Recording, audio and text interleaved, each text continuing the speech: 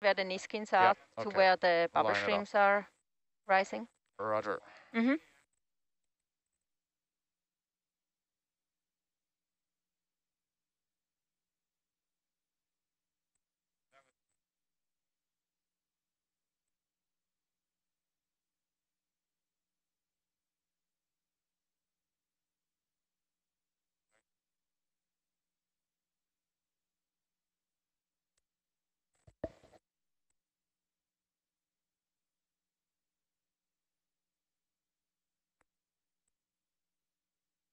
Can you get the port side cameras up? Okay.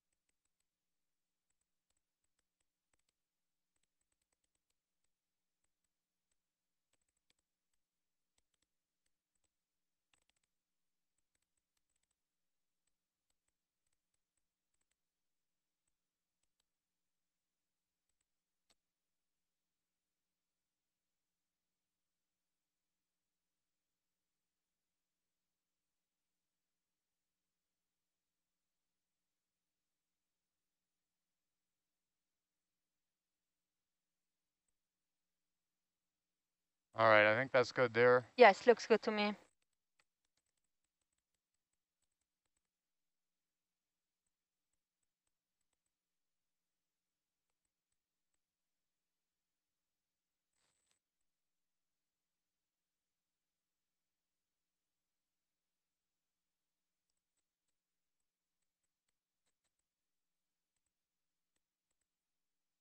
Hey, the porch light on, Rindy.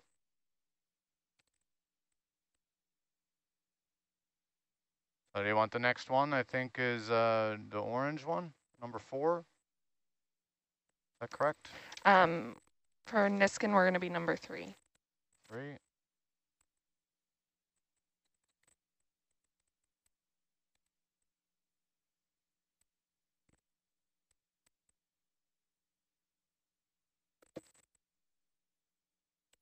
There it goes. That's it, and then another one a little higher up. Yeah, actually, before we leave the seafloor, can we pick up a rock and deploy the marker also? Yes. Yeah.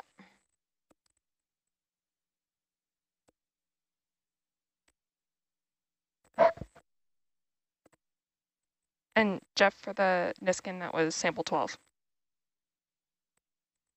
So tomorrow, more questions coming in about the gas tights. What kind of pressure do you get inside the gas tight when you bring it back up to the wet lab? Yeah, it depends on how deep at the seafloor we are, to how much pressure we are actually building up in the sorry in the bottle. So I mean, if you have like a pressure at that, it's basically the pressure in at the seafloor that it went into the bottle, and then if we, like our volumes, for example, if we had like 150 milliliter in the bottle at the seafloor, we can end up like here we are at like 500 meters, so we would have 7.5 liter of gas in there. So it's kind of the expansion of what happens from the change of the seafloor to the being on the ship at 1 atmosphere. 10-meter altitude. That's awesome. Viewers at home, I want you to know how ready you were for that question tomorrow. You like flipped your notebook open and had your like I just calculated the chart. depth because we need it for our volumes in the extraction line. Yeah, we can only handle a certain amount of gas. So no, it's so awesome. You're just like, let me open my notebook to this page. It's great. Seeing a lot of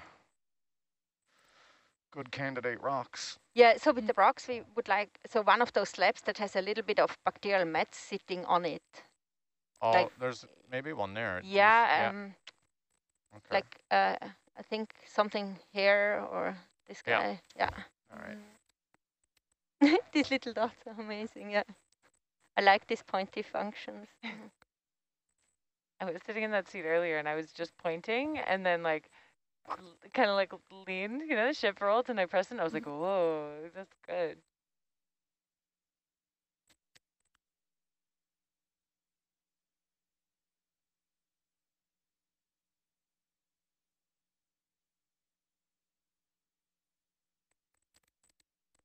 Too close. Get back.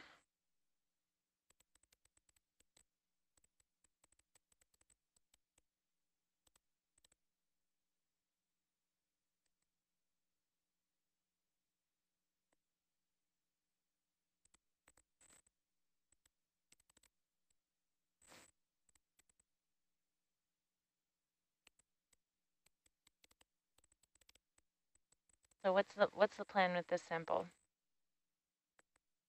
We're actually sampling it for one of our colleagues, Jeff Barlow, and I think it's oxidation rates he wants to look up, but also how the bacterial mat interplays with the carbonate. And Get I a don't good know view of it. we have some more details about his studies. Zoom in there a little bit, video, please.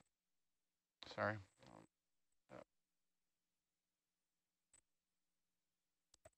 This okay, Tamara? Can you turn it around a little? Yeah. Yeah, looks good. Yeah, looks good, yeah. Okay, full wide, please. Coming around here. Randy, can you get the cameras and the starboard bio box out there?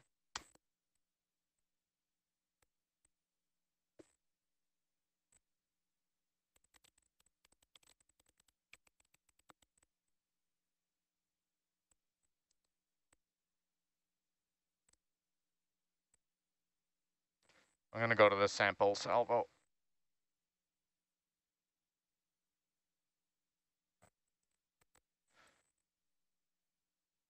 Second, so nothing floaty in the box? No. Oh, okay, which? And it can go in E. Okay. All right, box out. That's good.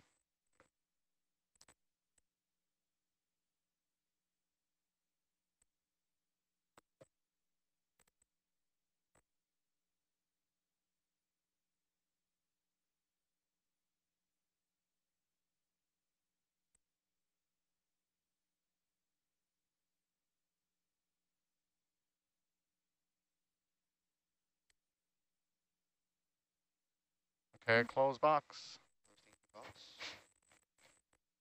No, just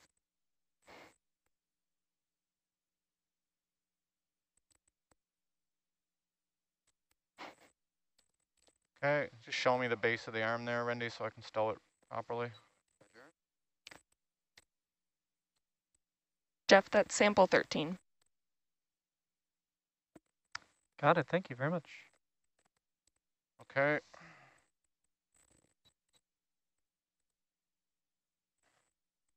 Dive.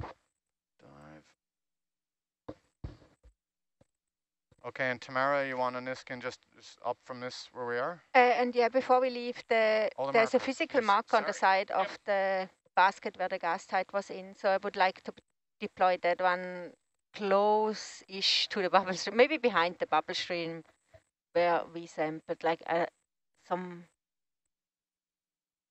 just close to these active bubble streams.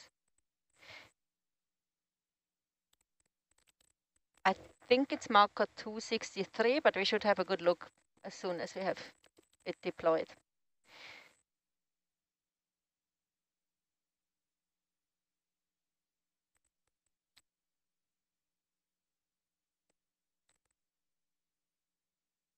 Does that mean you have 263 sites marked?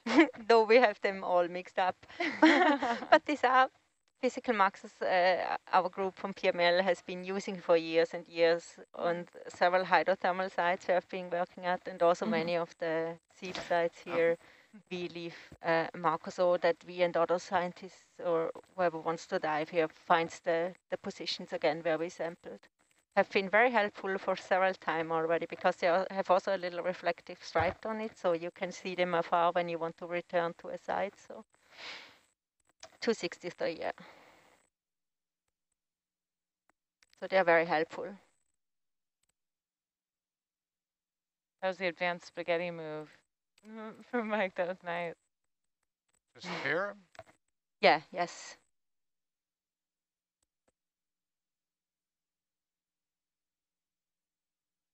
Thank you. No problem.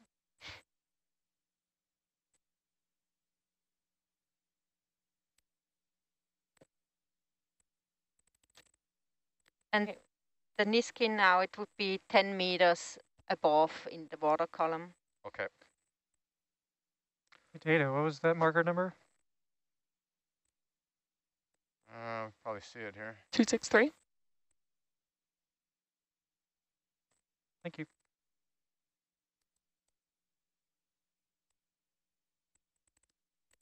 So Mike or Randy, we've got some questions about Herc's new bracelet, about those new hydraulics that are on board. Could you tell us a little bit about what it took to integrate? It's not much to integrate. It's just a single cylinder. It looks more complicated than it is. It's just a cylinder or a linear actuator, a very short one. So it's 2 hoses to it to function it in each direction, and the whole bracelet thing is just to hold it, and it just hits the trigger of the gas sampler. How long does something like that take to put on? 10 minutes. 10 minutes to put on, another little bit to get it all. We have to wait till the samplers, we have to like deck check everything, make sure it all works. So, you know, maybe you're into more than an hour, but.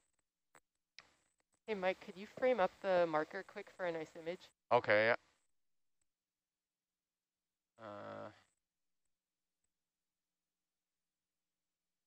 Thank you. Thank you. Good there? All right. Okay, so coming up 10 meters. Mm-hmm. Pulling in.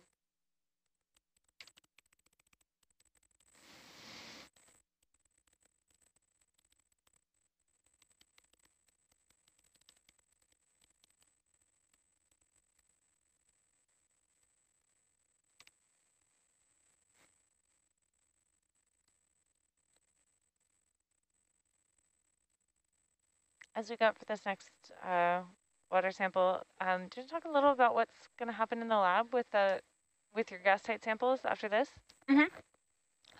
So here on the ship we can't analyze it, but we do subsample. So we basically hook the bottle back up on our extraction line, and then we send the sample through in different calibrated volumes so that we know how much gas we actually sampled exactly. So with the different volumes, we know how big they are, and we also measure the pressure of how much gas we have in these certain volumes.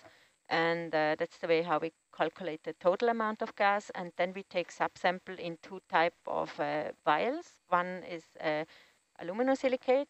In these ones, we just take the small amount of gas, like 3 milliliters, and these we use for analysis of helium, neon, and also other noble gases. So when but these measurements we can't do here. We have the mass spectrometers and everything back in our labs. And then we also take subsamples into Pyrex glass, and these are a little bit bigger ones. They are 30 milliliters, and there we do the total gas composition, like how much methane, how much CO2, how much hydrogen, oxygen, nitrogen is in there, but also isotopic composition measurements, like the stable isotopes of carbon specifically, to get a little bit more information about the source where the carbon is Going to be number 2. Number 2.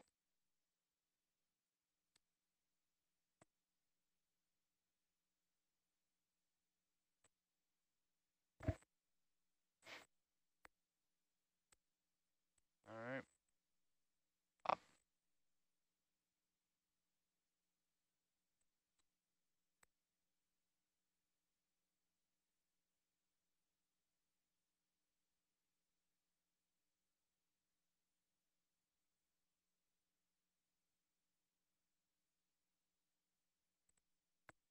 All righty.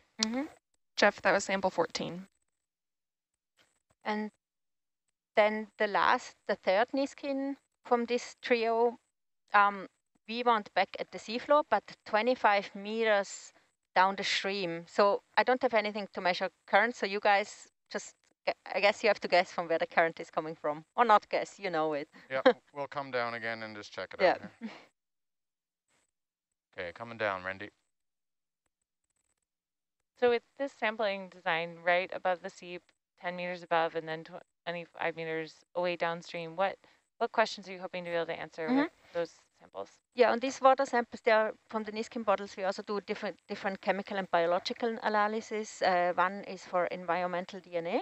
So that is basically all the organisms that live around these sieves, they shed some cells, and these cells then swim around in a water column, and we sample these at different positions. And basically, whoever leaves a cell behind, we know, okay, they have been around at this area, and we want to see if, like, with the seep-specific species, how that works, and then we do the different distances, like in the water columns up, but also horizontally and vertically, to see 20 delta how is good. Can you just slowly bring Argus around? they disperse, basically. And same with the chemistry, like just get an information of how fast the methane that is dissolved in the water. Go by 10 degrees, Randy. Yeah, 1 or 2 of those in at a time. So how the concentrations change over the distance of our sampling. And we have. I know we just said we don't have a current meter, but how? That's right. Just lead it by a little bit. Do you have a sense or an idea? Like, are these areas pretty well mixed that 25 meters you think will make a really large difference, or maybe a smaller difference? That it makes, just for the methane, it makes a big difference. Just sometimes you can take 2 Niskin bottles next to each other, and the concentrations already can be different. So it's very locally, Okay. And with the current meter, we just rely on the pilots of how they experience it during piloting.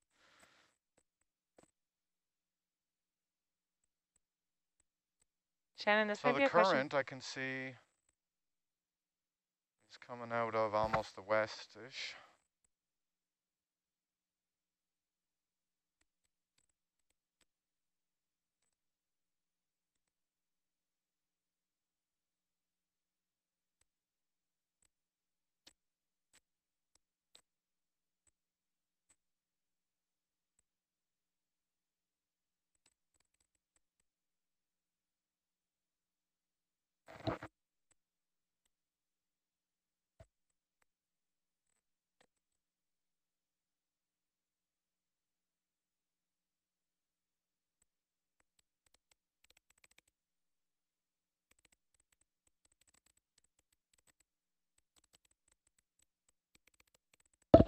Okay, figured out my view. Just piping up over here, I'm looking at the still cam images, and there's some really, really cool ones of the bubbles coming up. Yeah.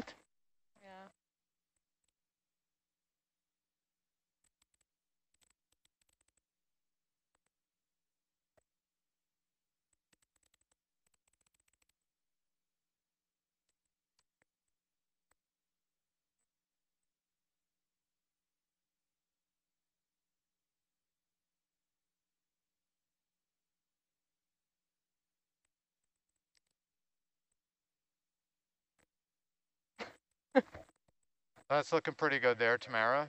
Oh. Pretty much. That's current into us. Sorry, could you repeat that? Pardon. Yeah, that's the current coming into us there. So it's pretty much out of the west. Okay. Back down 25 meters, say due east. Yes. Perfect, thank you. Alrighty. Okay. Like I can put in a 25-meter step with the DVL with Herc. Probably best, eh? So Randy, can you have Argus look out pretty much due east? Roger. As in heading?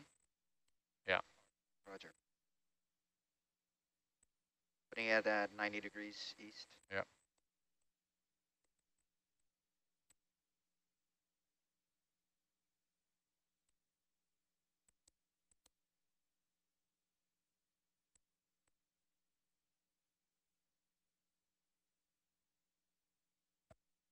So Shannon, question for you, since you're processing our eDNA, how constrained locally does an eDNA sample give you a sense? You know, is it an animal has been here like within 100 meters, or is it constrained in time, like an animal has been here within the last week or day? Right, I think we're good to go. What kind of information does that give us?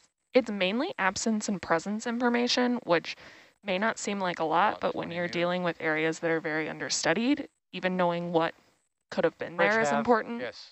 Make sure that's at 100 all the time. So unless there's some other reason for it. we have additional genetic tools that can be used to determine more information, but at least determining what was here Bridge nav, could I get a within a span is really interesting. 20 meters at 130?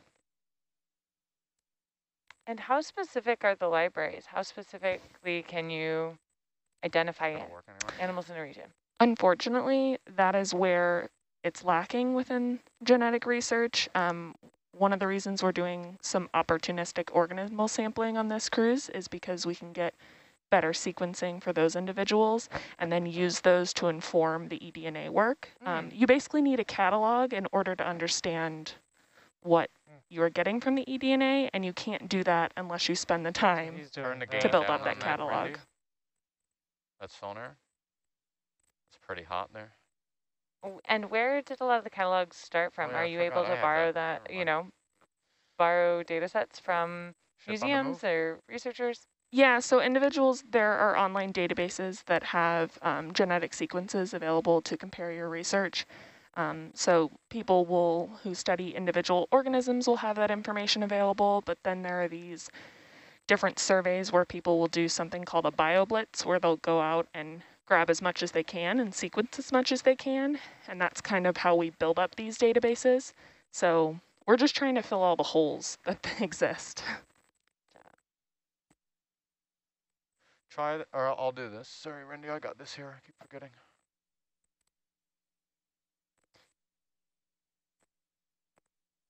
Vessel's on the move.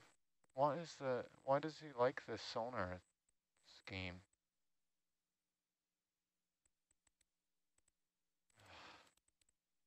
Okay, so also expand this. So this is the thing you got to deal with that other shift, right? Squishing everything down. You can't even use that like that. So watch this, right? This is your altitude, right? Or okay, it's not hazardous or anything. Okay, we're on the move. We're moving. Okay, Randy, so we're going now. You're already going. I'm going. So we're just going to watch the sonar and watch the bottom, watch the delta, and fly all that. Go. Roger that.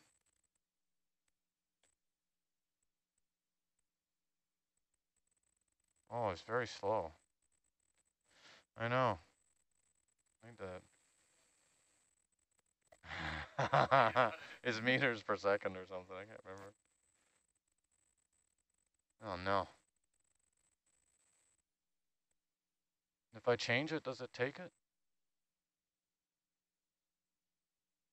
Yep. Nice. Oh, that's hot.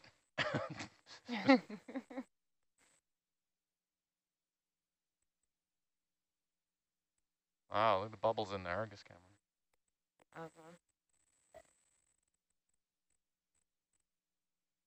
Too slow.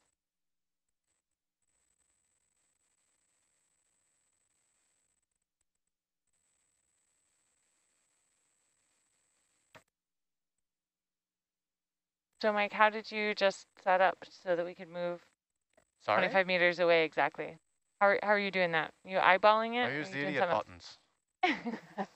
There are kind of station keeping and mission following kind of controls here. So we have some auto functions, like we have auto heading and auto XY and auto depth and auto altitude based on various instruments like Doppler and compass and altimeter. So we can use all those together to send Herc with on kind of autopilot. It's almost there already. Okay. Now see how far your camera is down? Yeah. You can tilt up, right? Tilt up a bit. That's pretty extreme. Yeah, roger. Tamara, we're at the 25 meters, so you want to pop the Niskin right here? Yes. Alrighty.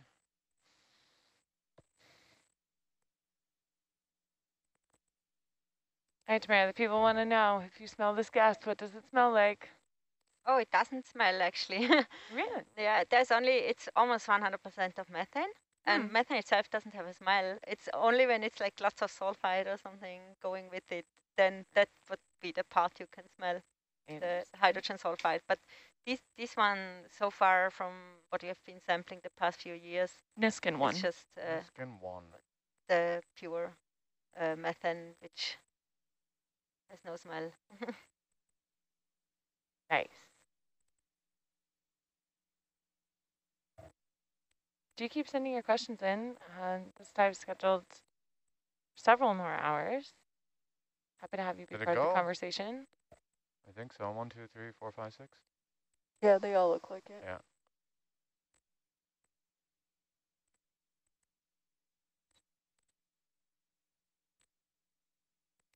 Yeah. Oh yeah, sorry.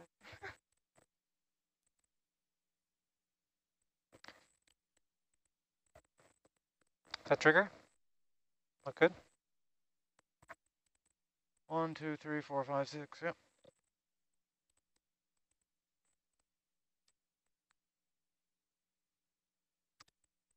Porch light off, please. Jeff, that was sample 15. All right, thank you very much. Oh, Mike, got a question. Yeah. Is the down light off? Should I turn that on for You Argus? can turn it on, but some people don't like the lighting, so maybe it's making the lighting not as nice. Okay. I'll just give it a try. Yeah. Okay. Roger. If it's not bothering anybody, leave it on. You can see your gauges a lot better. Yeah. We come in after the tinkering hour. Reset a lot of things here. Yeah. The camera bubble preset. Tinker time. Just start calling them Tinker Time from now on. This is 4 hours. 4 hours on the 12-hour watch is known as tinker time. Play with all the buttons. Okay, what's this gonna do? It looks pretty good. Understand, Mike, is the sonar. So it looks like we're in a Well, box. you'd be forgiven for not understanding. I don't know, Rennie, do you want to try and make that blue again?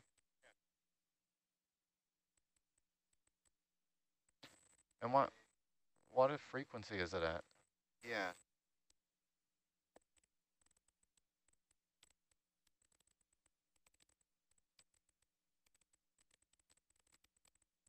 See, the other one he's using, it hardly has any contrast. Like any return comes back like the same. It looks almost the same. Yeah. So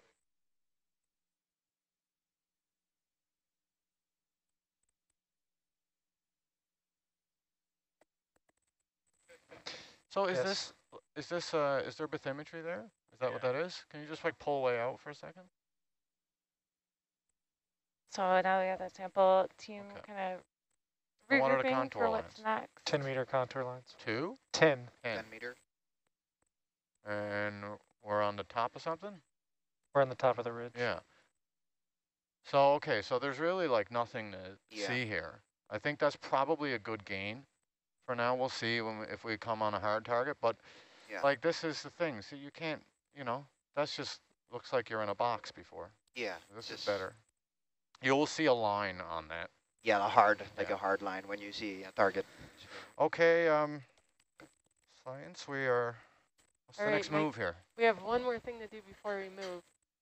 We would like a slurp of some clams. A slurp? These little... So I guess we should take a look and try to see if there is a patch that has siphons, so we get some live ones. We'll need a couple zooms.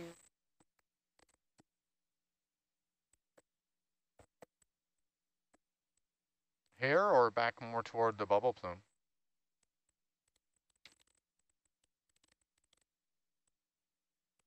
That was a question. Did you hear that one, Nicole? What was that, Mike? Do we want to, are we sniffing around here or do we want to go back to where the plume was? Where the plume is probably where they're going to be most active and, or more likely to find live ones. So we can move the ship back the way we had it. All right, Randy, face west there, please. Roger.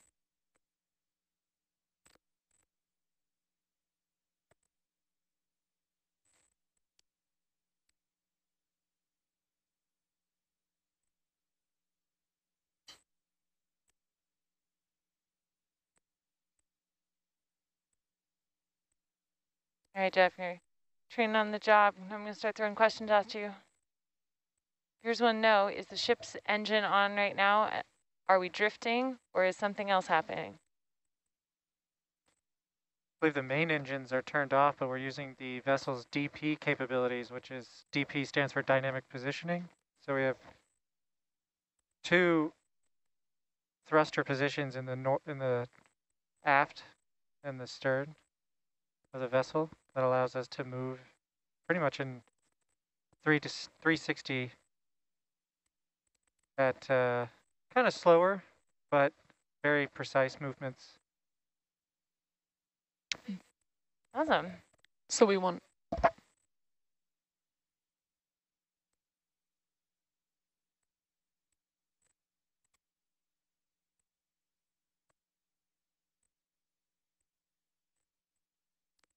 It'd be great to get one of the Rathbanaster Sea Stars as well if there's one hanging out right next to the plumes. This vehicle is very easy to drive. Yeah, that would be fine if you see one yeah. that you would like as we approach. The marker sure is easy to see.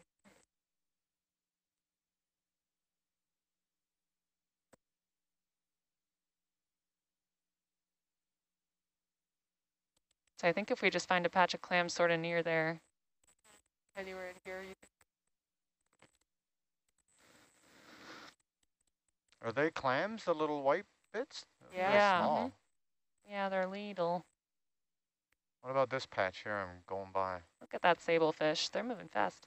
They're awesome. Or you want something? Yeah, sure, something just close-ish to the bubbles. That's the closest big patch I see. There's a couple of little stragglers over there. But yeah, that's fine. We can go over to that big patch. Okay. And then maybe do a little zooming around to see if we see any siphons, living ones.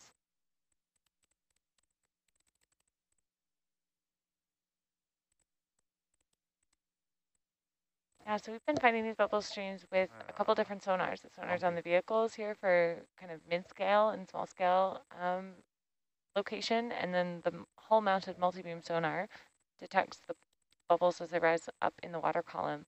So mapping overnight confirmed this site, although we had mapped over it a couple of years ago and detected a bubble plume at that time, but we went over it again last night to confirm. You can come down a few meters, diving. Tammy, you can go ahead and zoom in there. A good question. Can time of day impact the strength of the bubble stream? Yes. I think they're impacted by tide, perhaps. Those look mostly open. I'm not seeing anything alive in there right now. Oh. Can we pan a little right? Yeah. No, that doesn't look living. There's a crab. Yeah, another crab.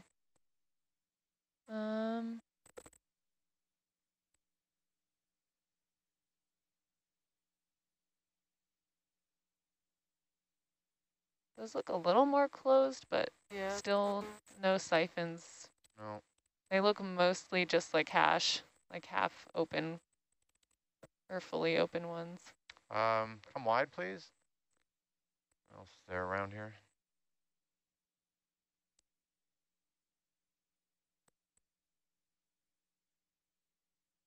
Go poke around over there, I guess. Sure, quick look. Oh, actually, we're sort of near. Do you see that before you get up? Yeah. Do you see that sea star off to the, oh, sorry, I can't indicate fully on my screen because it's over my toolbar, but that one. You want it? Yes, please.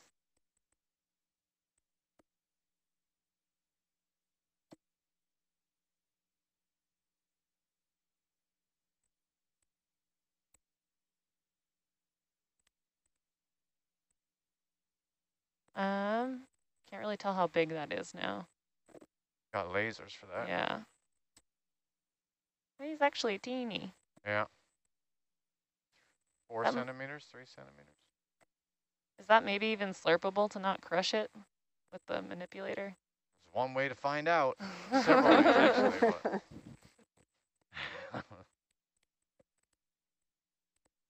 How many slurp jars are left, Shannon? We have 3. 3. Okay, so there's still one for clams and yeah. So we could slurp it. Where? Maybe. We'll find out. Oh, can you show me any of this in the bubble camera, Randy?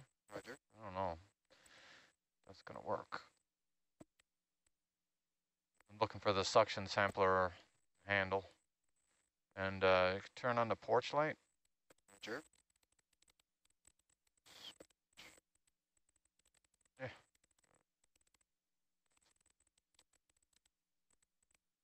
There.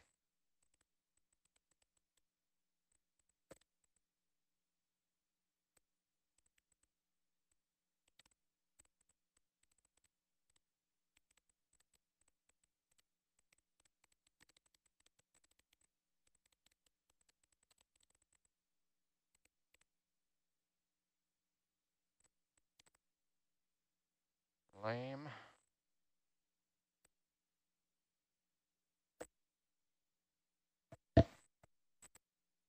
Flip chart.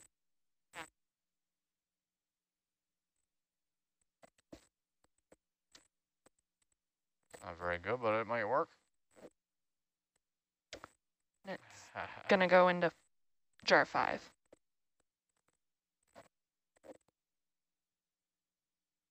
Okay, some zoom on the Zeus, please. Randy, can you, just turn the pump on and we'll flush here for a second. Roger. Pump on for 20. Try it at about, I don't see anything yet. Just slowly bump it up. Maybe 50% would be good. Roger. There it goes. So there are a couple different reasons we collect or are collecting fauna like this. One, like Shannon went over, is as ground truthing for eDNA, but then also... Okay. Turn it off, and then was it jar 5? Jar 5. Jar 5. There are different ways to look if animals like this might be incorporating seep-derived carbon into their tissues, or if they're eating microbes that are from seeps. So those are some other reasons we collect them. There we go. And when will that analysis happen? That will happen back in the lab. So here we'll just be collecting it and maybe taking a couple, like a teeny piece of Suction on. A teeny piece of tissue for a subsample for those different purposes. But then in the coming months in the lab, we will do those analyses. Suction's on 50. Okay. Got him. Perfect little size. I was kind of worried about I don't know about that. It might not be the perfect size. More juice. 70%? 70. Uh-oh. Come on, buddy. Oh, no. I believe He's stuck in there. Dan does his little extend and retract trick. More juice. All right. 80. Yep.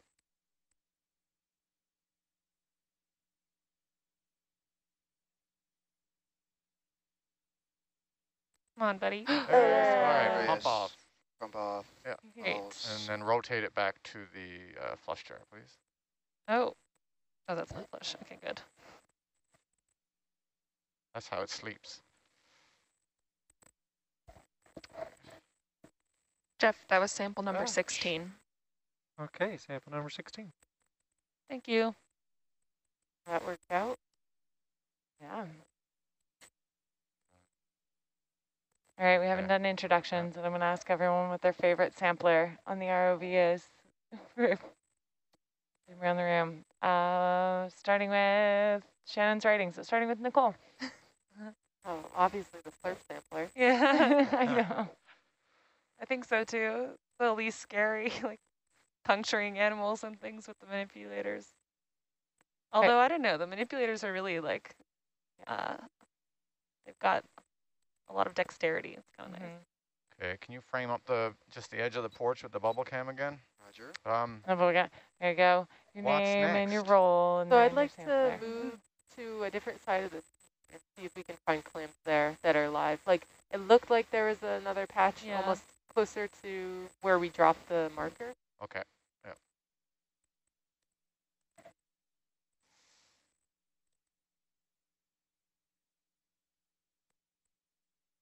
What about you, Megan?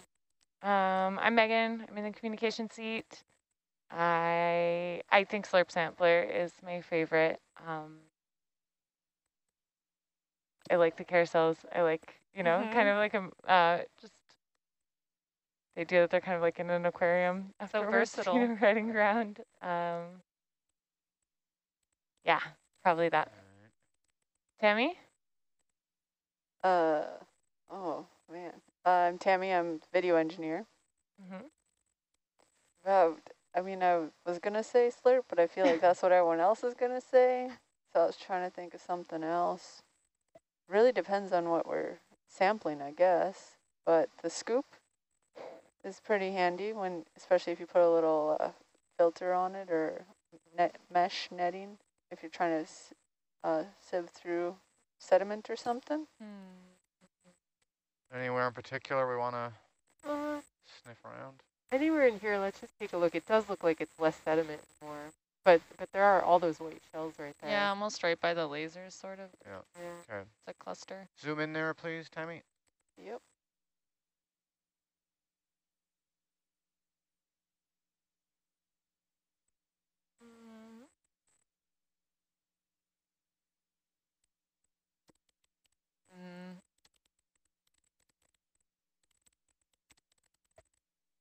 It sort of looks like they're all open.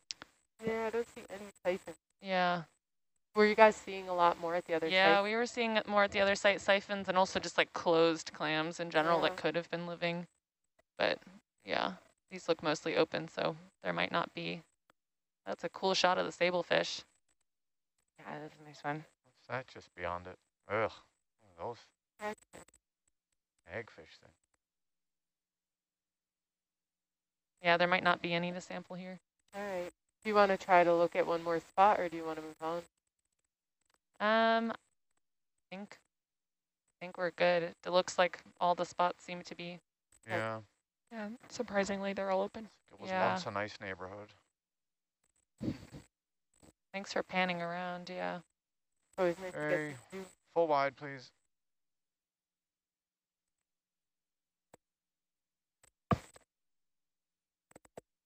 Okay, then I think, Jeff, if you can zoom out on the map, we're going to make our way towards the next waypoint, waypoint 6. Okay. It's cool that the sablefish are here. Those are commercially important, also known as black cod, or I think even butter cod. There are a couple different names that they go by, but those are actually fish that are eaten by us humans. So it's cool to see them hanging out at seeps. Are we ready to get going? Yeah, where are we going and how far?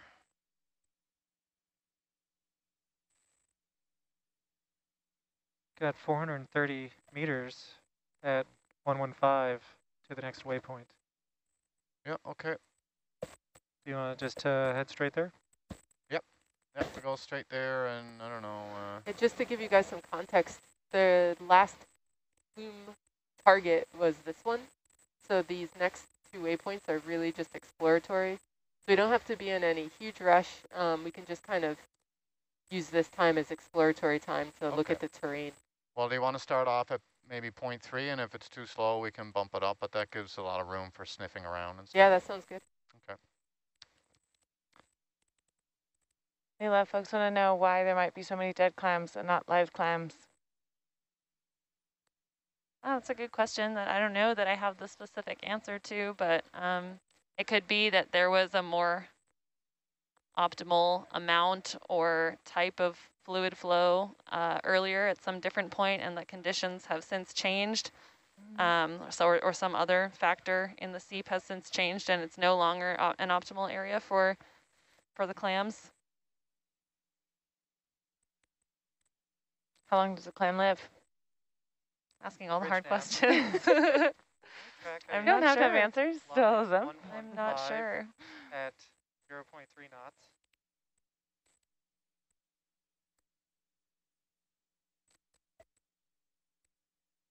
Thank you. All right, Jeff, we didn't get your introduction. Jeff, navigator. And what is your favorite ROV sampling device or method? Oh, manipulator arm, the claw. Claw, excellent. So versatile.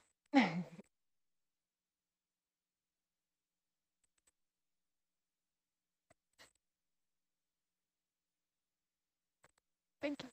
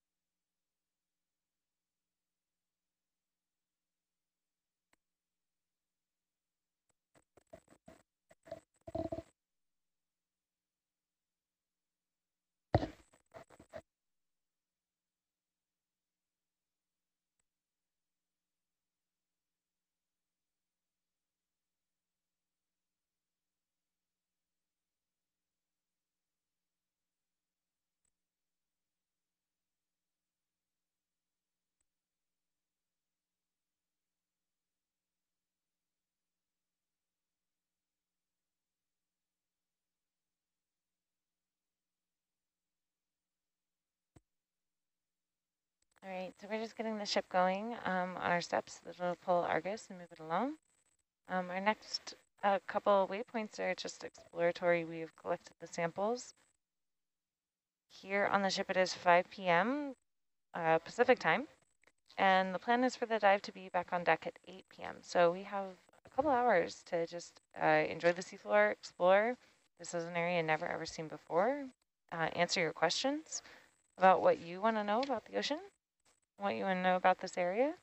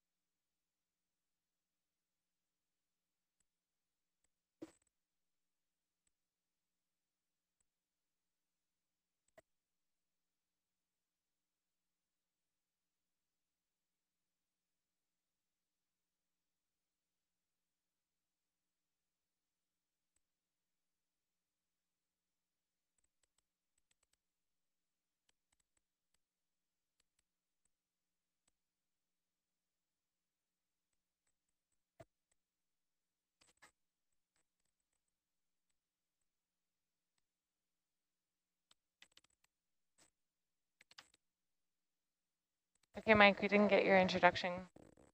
No? What is your favorite ROV sampling methodology? Like, why are you here?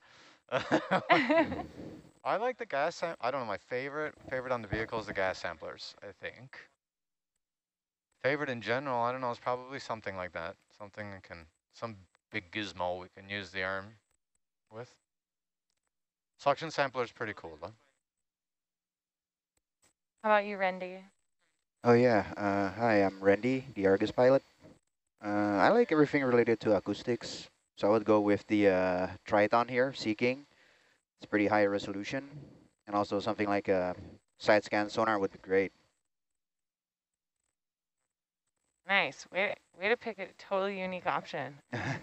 Had to do it. I like it. I like it.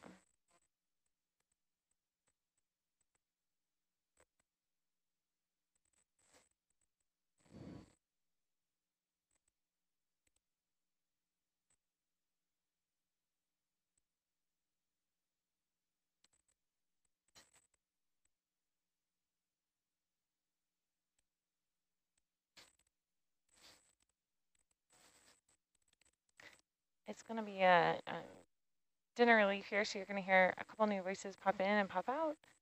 People come through.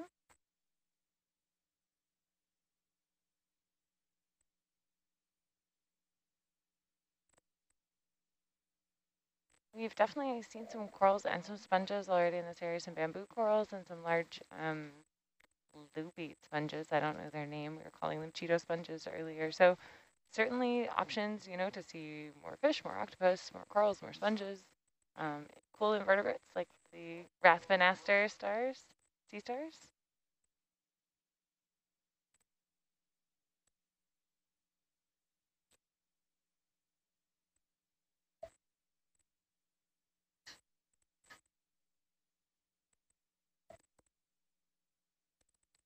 Nicole, can you explain why the we're seeing these kind of like shelf and rock strata? Yeah, so all of the rock that we're looking at here is carbonate. It was created through a microbial mediated process. So the microbes are metabolizing the methane and through chemical reactions with other things in the seafloor precipitating carbonate rock. And what we're seeing is sort of talus, so it's been broken up. I think as we approach these other waypoints, we'll start to see larger slabs again. But, you know, just like sort of what we see on the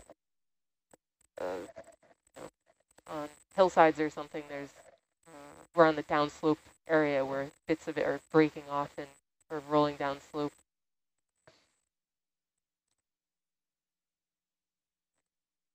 Thank you. Dan, did Mike fill you in with what we're doing? What's that? Did Mike fill you in with what we're doing? Yeah. Right. Just zigzagging out here in front of Argus, right? You want this all the way open now? What's that, man? I'm happy with it at 120. I'm pretending it's a multi-beam.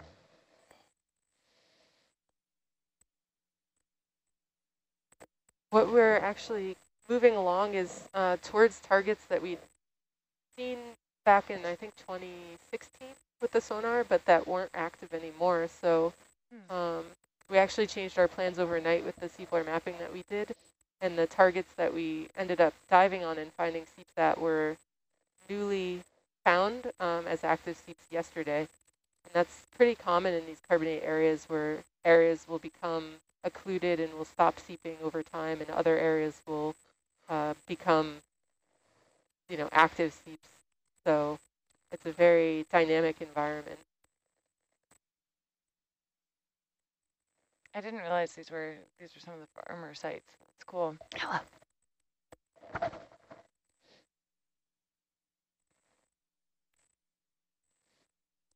For the folks asking about why those stars have so many arms, those are Rathbanaster sea stars.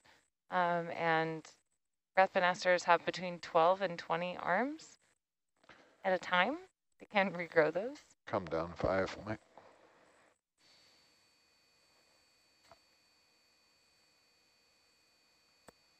And they use those arms not only to surround food on the seafloor, but they can also reach up and snag prey out of the water column with them, which is really impressive.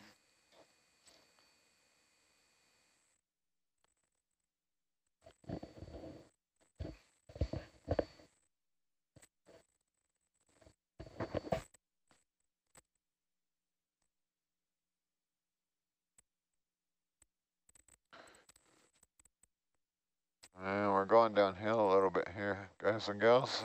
Yeah, there are going to be some little valleys, and we're going over basically a series of small ridges that are off this main ridge feature. Michael, can you change jar cam to rail cam, please?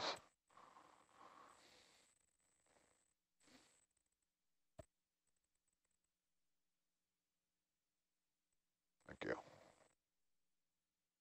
I'll turn sideways and see if I can crab down a little so you can at least see the seabed.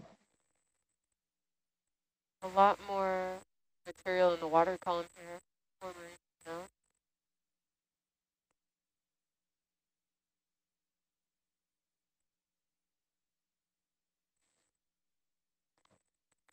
Who's over? Is that Tammy over there in video? Yep, Tammy's over there. You want to? Can you zoom in just a hair to get rid of the? That low glare. Yeah, there, perfect. Thank you.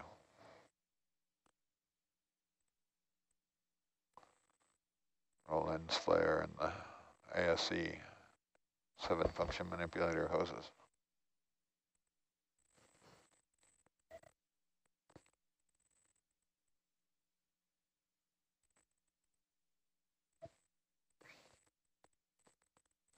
All this sponge food.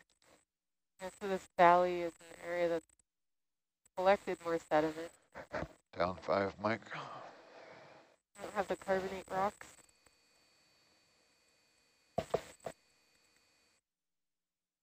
Although they're probably under there. Do you know what the sedimentation rate out here is? I don't. You know, what we're going to see on this cruise is probably some pretty good variability in the amount of marine snow. This is one of the mid-depth dive sites. We're at 500 meters right now. When we go to the shallower sites, I expect to have lower visibility, and the sedimentation rate in marine snow from just more primary productivity will probably be greater. And maybe the deep sites will be a little bit clearer, lower sedimentation rate.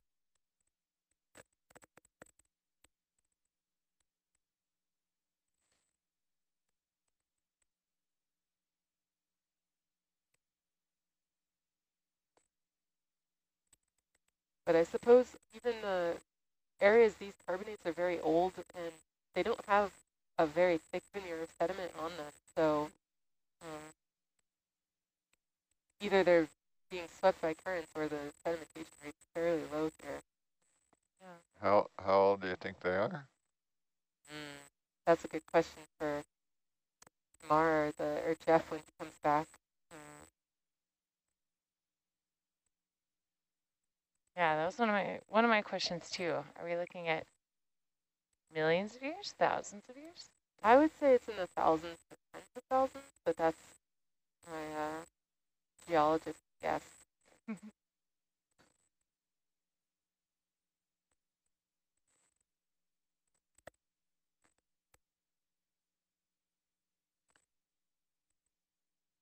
Does anyone have secret Raspinaster knowledge that I don't have?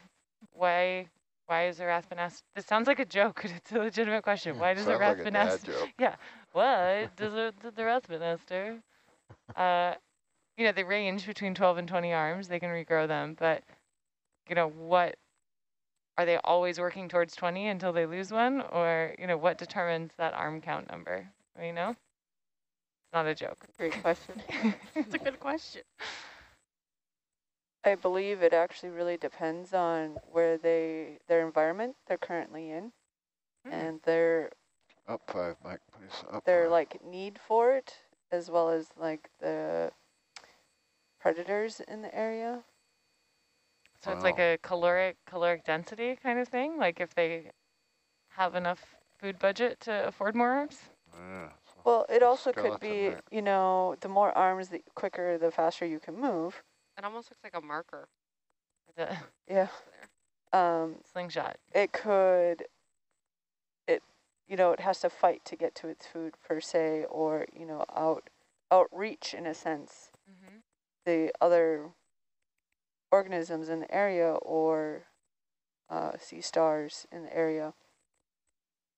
And they can grow as, you know, wide as the top of a garbage can.